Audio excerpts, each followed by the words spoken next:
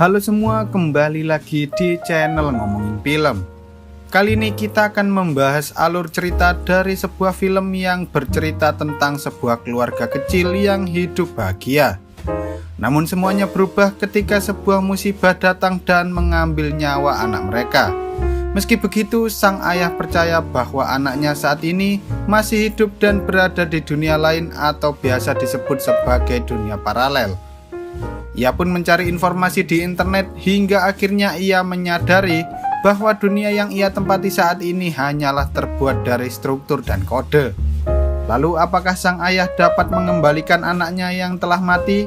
Wis, ra usah kesuwen, langsung saja kita masuk ke alur ceritanya.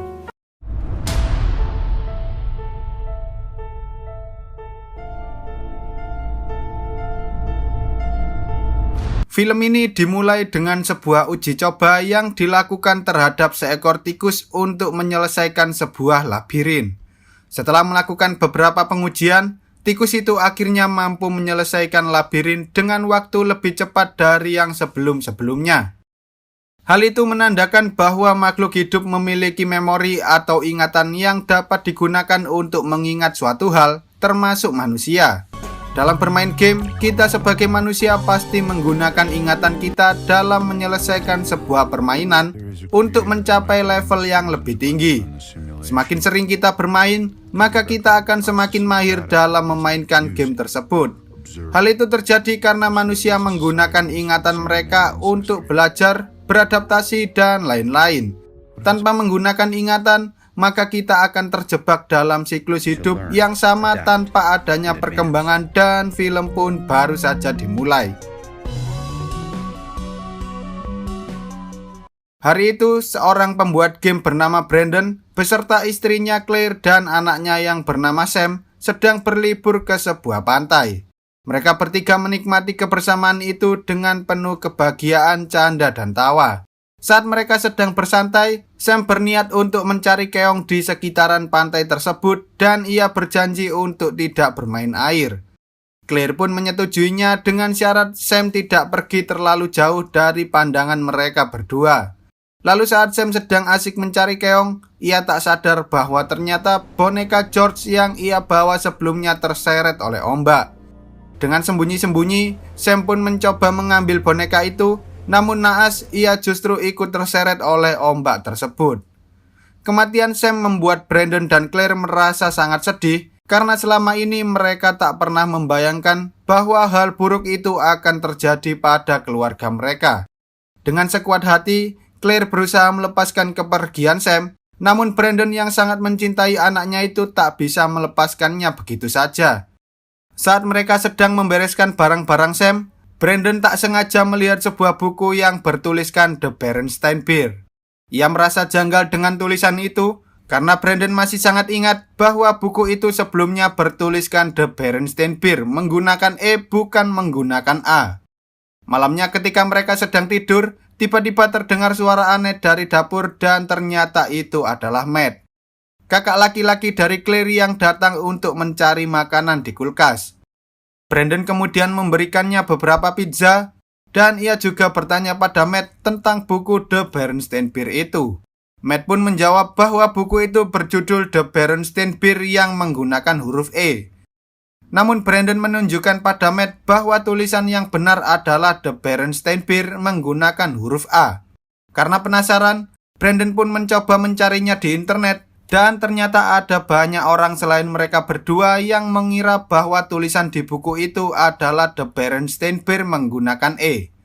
Brandon terus mencari informasi tentang hal itu hingga akhirnya ia menemukan sebuah teori yang menjelaskan tentang kejadian tersebut, yaitu teori Mandela Effect.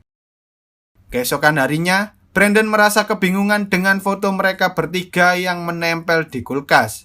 Ia pun menanyakan pada istrinya di mana lokasi foto itu dan Claire menjawab bahwa saat itu mereka berfoto di depan Griffith Observatory. Namun Brandon sangat yakin bahwa dulu mereka tidak berfoto di tempat itu, melainkan mereka berfoto di Pacific Science Center yang ada di kota Seattle.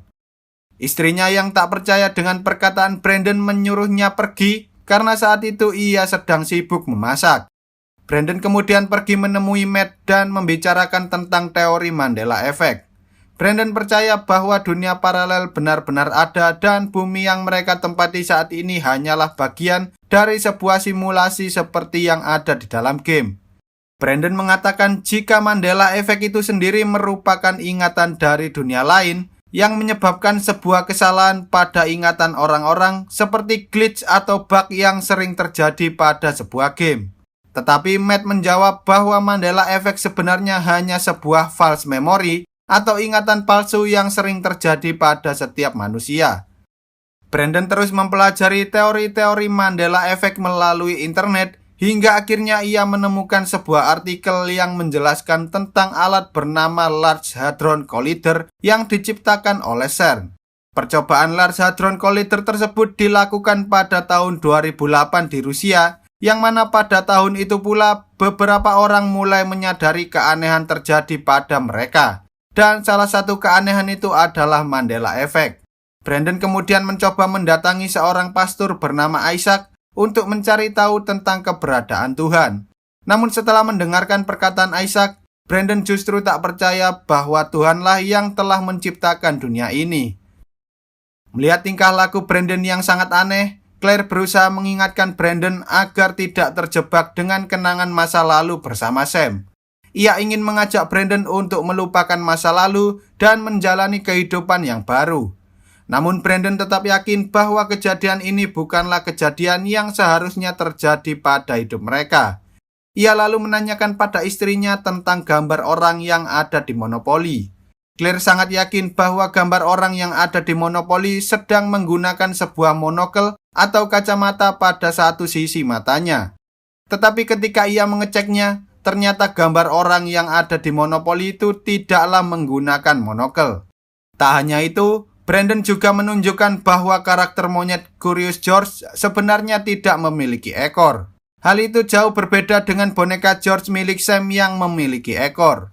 Brandon mencoba menjelaskan jika semua keanehan itu berkaitan dengan teori Mandela Effect. Ia sangat yakin bahwa Sam sebenarnya masih hidup di dunia multiverse atau lebih tepatnya bumi versi yang lain. Namun Claire justru marah dan kecewa dengan Brandon yang hanya mementingkan dirinya sendiri dengan teori-teori aneh yang mana hal itu malah membuat mereka tak bisa melupakan kenangan masa lalu bersama Sam.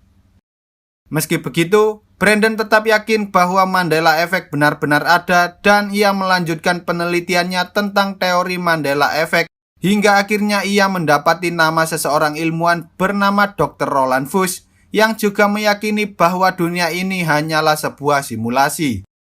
Brandon kemudian mencoba menemui Dr. Roland, tapi Dr. Roland yang saat itu sedang sibuk tak bisa menjawab seluruh pertanyaan Brandon.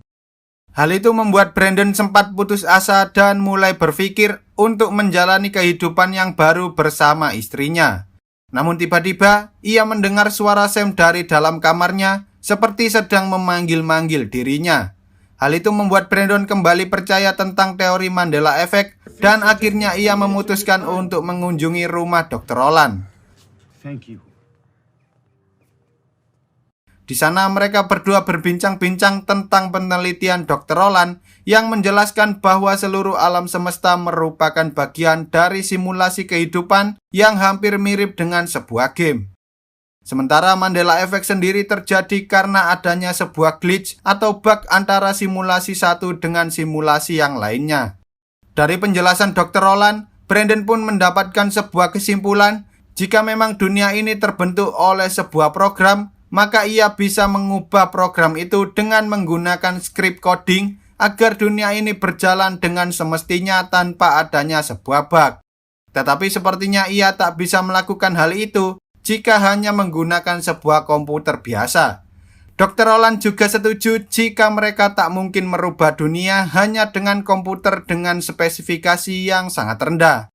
Lalu Dr. Roland pun menunjukkan pada Brandon bahwa ia dan timnya pernah membuat sebuah superkomputer kuantum pertama yang disimpan di dalam salah satu universitas. Dr. Roland kemudian menjelaskan bahwa ada kemungkinan jika program yang Brandon buat dapat dijalankan dengan menggunakan komputer kuantum tersebut.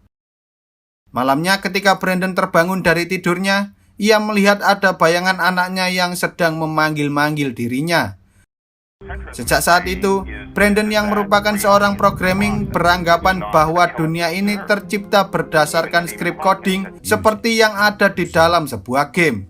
Namun hal itu justru membuat dirinya semakin bingung dan mulai melihat bayangan-bayangan aneh tentang putrinya. Brandon lalu memutuskan untuk mencari buku tentang pemrograman komputer kuantum dan mulai membuat script coding berdasarkan buku-buku itu. Ia pun menggabungkan beberapa kode pemrograman game miliknya dengan kode kuantum sehingga berhasil menciptakan sebuah script baru. Keesokan harinya, Brandon dikejutkan dengan kehadiran Sam yang saat itu sudah ada di rumah mereka. Awalnya ia mengira bahwa itu hanyalah bayangannya saja. Namun pada akhirnya ia percaya bahwa dirinya lah yang telah membawa Sam kembali dari dunia paralel. Tanpa menyia-nyiakan waktu, Brandon kemudian memanfaatkan hal itu dengan cara bersenang-senang bersama putrinya.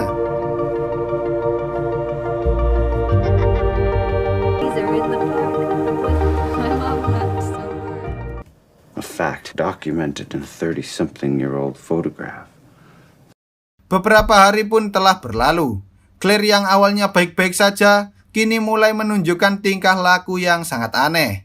Brandon sendiri juga sering melihat suatu hal yang aneh seperti menunjukkan adanya sebuah kerusakan. Dan pada akhirnya Brandon menyadari bahwa ternyata istrinya mengalami gangguan jiwa karena ia tak bisa menerima keberadaan Sam. Malamnya, Brandon mencoba mengunjungi rumah Dr. Roland, tapi ternyata Dr. Roland sudah lama meninggal dunia. Tampaknya apa yang telah dilakukan oleh Brandon sebelumnya membuat dunia yang ia tinggali saat ini mulai rusak. Brandon lalu membuat sebuah script coding baru dengan tujuan untuk mereset seluruh alam semesta agar dunia ini terbentuk kembali tanpa adanya kerusakan, glitch, bug, atau semacamnya. Brandon sendiri tak tahu apakah script coding itu akan berhasil atau tidak, tetapi ia berharap semua rencananya berjalan lancar karena ia ingin mencari tahu tentang kebenaran di balik dunia yang ia tempati saat ini. Brandon lalu bergegas pergi menuju ke universitas tempat komputer kuantum itu berada. Di sana ia sempat dicegat oleh teman Dr. Roland, tapi Brandon berhasil menghentikannya dan mengambil kartu identitas orang itu untuk masuk ke dalam ruangan komputer kuantum. Setelah masuk ke dalam sana, Brandon pun segera menancapkan flash disknya dan mulai menjalankan program untuk mereset seluruh alam semesta. Setelah beberapa saat, ia akhirnya berhasil menginstal program itu dan komputernya pun mulai bereaksi dengan program yang telah dijalankan oleh Brandon. Brandon lalu pergi dari tempat itu, namun saat ia sudah sampai di tempat parkiran, ternyata seluruh mobil yang ada di sana tiba-tiba menghilang. Lalu saat Brandon menaiki sebuah bis untuk kembali ke rumahnya, ia melihat orang-orang yang ada di sekitarnya mulai nge-lag dan ngebug. Tak hanya itu, lingkungan yang ada di sekitarnya pun juga ikut nge-glitch dan juga ngebug semua. Saat Brandon sudah sampai di rumah, ia dan juga keluarganya pun juga ikutan merasakan nge-lag.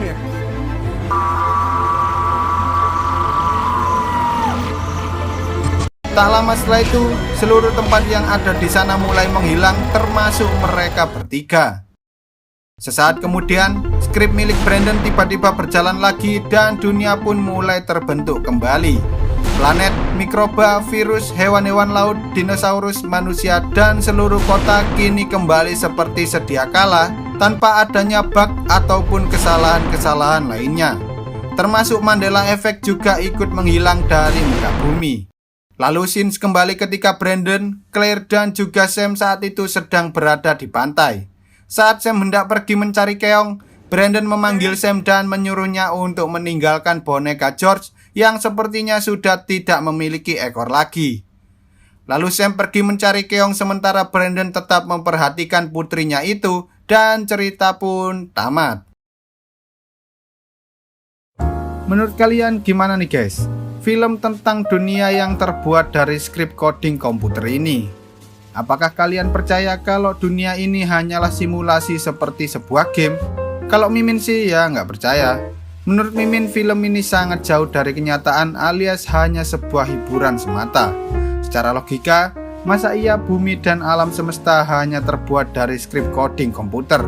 Apalagi sampai bisa direset atau install ulang sama seseorang. Lah, kalau tiba-tiba ada orang yang jago ngehack, terus buminya diacak-acak gimana?